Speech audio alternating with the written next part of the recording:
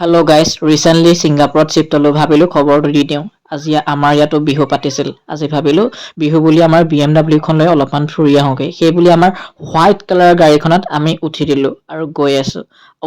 guys চাওক এইবোৰ বানানা tree আপোনালোকৰ ফালে আছেনে আহি পাই গ'লোহি আমাৰ ছিষ্টাৰৰ ঘৰত আজি যাৰ ঘৰলৈ আহিছিলোঁ এয়া চাওক গাইজ ছিষ্টাৰৰ ল'ৰা অৰ্থাৎ ভাগিন কিমান কিউট সি মোতকৈ হয়তো বেছি কিউট নহয়নে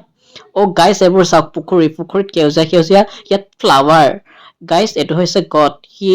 অসমীয়া বুজি নাপায় ইংৰাজীত মই কথা পাতিলোঁ তাৰ লগত আৰু কথা পাতি আমি আকৌ আহিলোঁ আকৌ এটা নতুন ভ্ৰমণসূচীলৈ এইবাৰ ওলাইছোঁ শ্ৰীলংকা এয়া চাওক গাইজ শ্ৰীলংকাৰ এইবোৰ গছ এইবিলাকৰ পৰা কিবা বোলে পইচা ওলায় সাঁচি গছ বুলি কয় ময়ো লৈ ল'লোঁ